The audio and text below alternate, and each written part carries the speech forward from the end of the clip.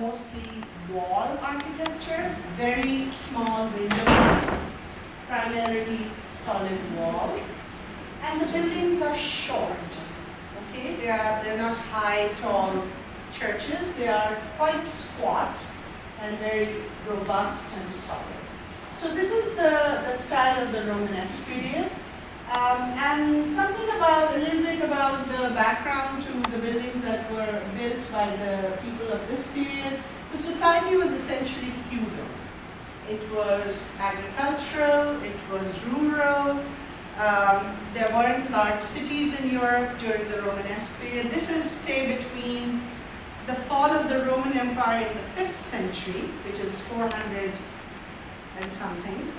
There isn't an exact date for when the Roman Empire fell, because it was such a huge empire that different parts of the empire fell at different times. And the parts fell to whom?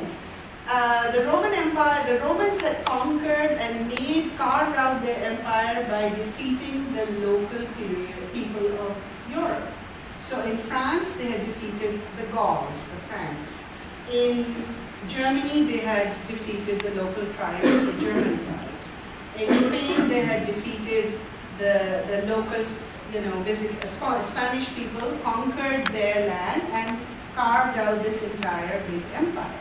But when the center of power in Rome weakened, those countries, former countries that had been absorbed into the empire, started to break away. They became independent and became the countries that they used to be before Rome had conquered them. So for example, the province of Hispania became Spain again. And the Roman province of Germania became Germany, independent Germany, and so on. So different parts, so the empire started to fracture and crumble until it became so weak that it pretty much shrunk just to the area around Rome, the capital. And a wall had to be built to protect that capital from invading barbarians, right? These were people who, from Northern Europe, that the Romans considered barbarians. They didn't speak Latin, they weren't so civilized. And so that happened in the 5th century AD until the Gothic period that emerges in the 12th century, 1140. And we'll talk about why that's such an exact date. But in between the 5th and the 12th century, there are 7 centuries. And so the Romanesque period belongs to 200 to 300 years before the Gothic period starts. Okay? And at this time, there isn't one centralized government. There aren't large cities. The society is essentially rural. And so no one center of power exists which has enough money and organization and population to build large cathedrals. So what you have is the countryside dotted with individual little churches, which are called abbeys. Now we have a large abbey in London, Westminster, but most abbey churches were this large. They were small, just with the local congregation attending that abbey church. So the abbey church served a small population, rural population surrounding that church. Okay? So I'm showing you this just to be able to contrast with what happens later. So what is that? So it's a feudal society, meaning there are lords that have peasants, serfs working for them. And they are given not money but a bit of land to live on the lord's estate. They are given a small part of the produce. If it's wheat that they are growing, the Lord will give them a small amount of wheat just to subsist on for their family. The Lord will give them a little piece of land, just a small land for them to build a little house on His large estate. And in return, they would work His land. So it was this kind of society, and those peasants would not be educated. They would not have too many rights. And generation after generation, they would serve the son, the grandson, and great-grandson of that lord. So it was that kind of society. So feudal society in the Romanesque, and the culture and the churches were abbey churches like this. And the society, and it was a pretty macho culture in that men dominated, women had virtually none to, not much power at all, or a voice or a say in the matters of the home or the state. So that is the sort of background against which the Gothic develops. Now what starts to happen that transforms Romanesque society into the Gothic, into Gothic society, is the fact that, okay, nothing happens, culture doesn't develop overnight. Art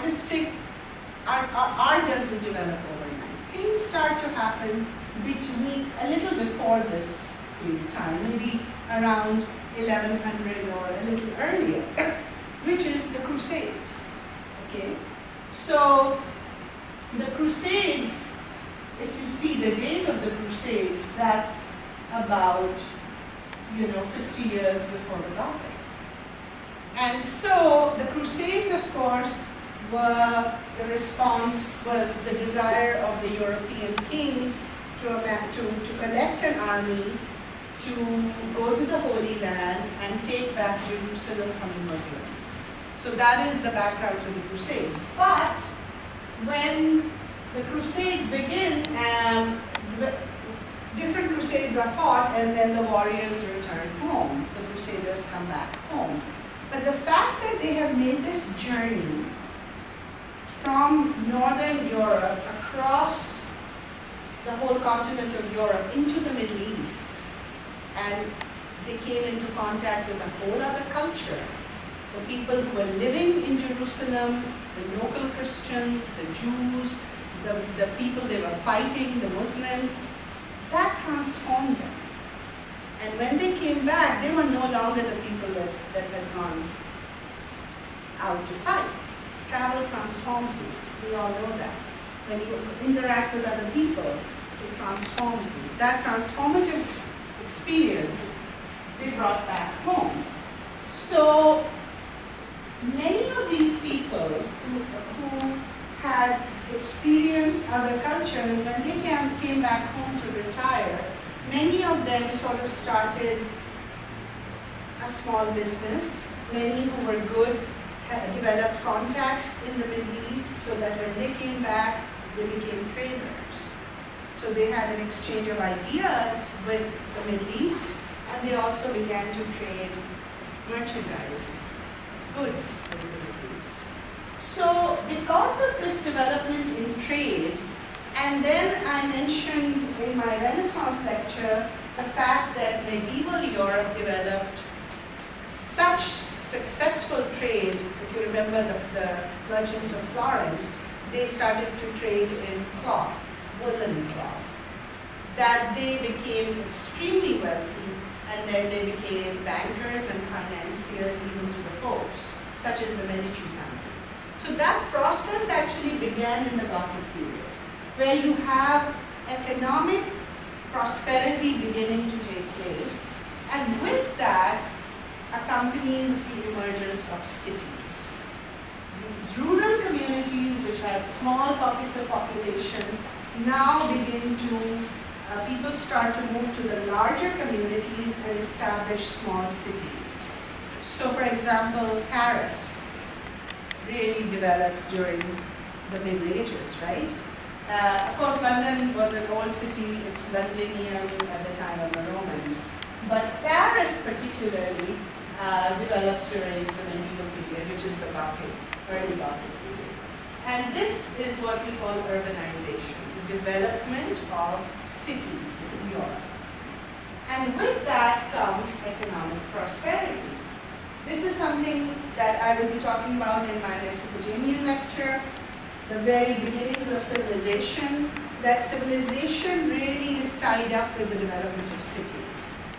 Why?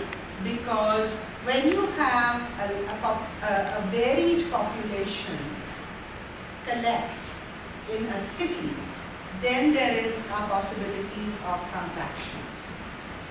I will give you it started off with barter in the ancient period.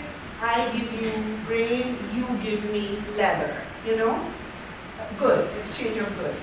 But by now there is currency, there are coins. So now there is trade. So when you have people of different backgrounds and different strengths come together, living together in a city, you have the possibility of all kinds of transactions. Now they can be transactions of goods and services, but they are also transactions of ideas. Okay? And also, with that trade that takes place in cities, you have, as I mentioned in Florence, you have the accumulation of wealth. Merchants become rich. And that wealth will then be used for the building of large churches. Because cities will then use, first of all, people are generally devout at this period, but not just because of their devotion, but also for image making. Architecture has been used since antiquity for image making. In the ancient world, it was often just the king's image. So in ancient Egypt, in ancient Mesopotamia, the king wanted to emphasize his power, his might, so he would build an enormous palace and a great temple to the god he believed in. Here we have a collective identity, people living in a city, wanting to express their pride in their religion and in their city through building great cathedrals. Now, I have mentioned that again in the case of Florence, where the two important buildings in any great Italian city would be the religious city, the building would be the cathedral, and the secular one would be the town hall, right? So similarly, cathedrals were built because of economic prosperity in the cities which formed as a result of urbanization. Now, what about literature? The Gothic is born in France, and it is the French Romantic literature that has a lot to do with the flavor of the age, the flavor of the art. So for example, in the medieval period, the romance, which are the King Arthur legend, that King Arthur's legend is written in the medieval period in France. And what is that talking about? It's talking about, an ideal kingdom. So it's talking about Camelot, where the king, it's a round table. So the king is first among equals. He doesn't sit at the head of the table. It's the King Arthur's round table. So every knight has a voice, right? So it's sort of the ideal state. And it's also coupled with a code of conduct, which has to do with the chivalry that the knights show to women. So damsel in distress, the knight goes out to rescue, to save, and show. So there's a code of honor and chivalry which are embedded in that culture. So that has quite a bit to do with the flavor of the art of the Gothic. So whereas the Romanesque was a very macho culture where valor was honored, where the heroes were the heroes of war. They weren't the heroes who would go out and sacrifice themselves for another human being. But in the Gothic, the emphasis is on chivalry, on sacrifice, and there's also an elevation and respect for the woman.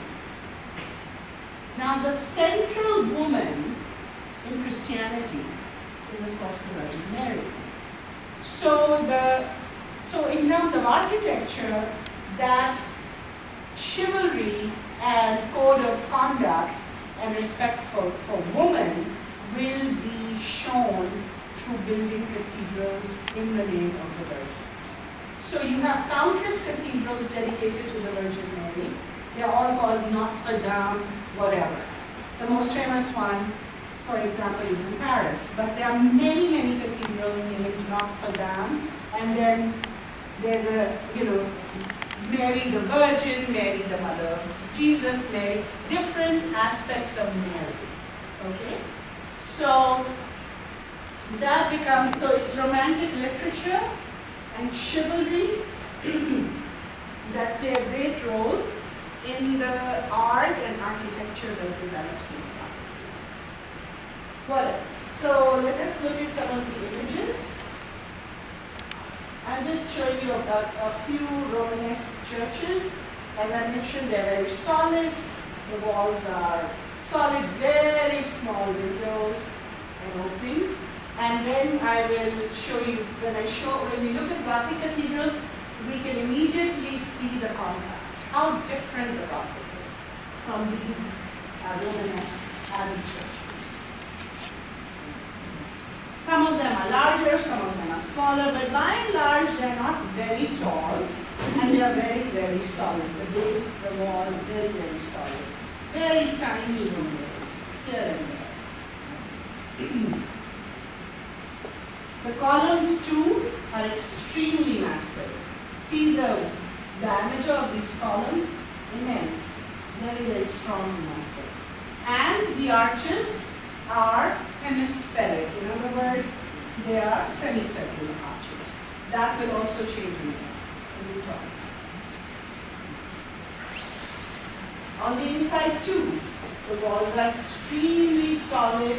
There is light, but all the light really comes from these windows at the altar. And you can see there is stained glass, but it's very limited. By and large, the wall is solid. Okay? So we see lots of these churches. You can see that the arch is a semicircle or even less than that. It's wider rather than tall. It's more horizontal rather than vertical. And all this will change. Now this gets a pretty good amount of light.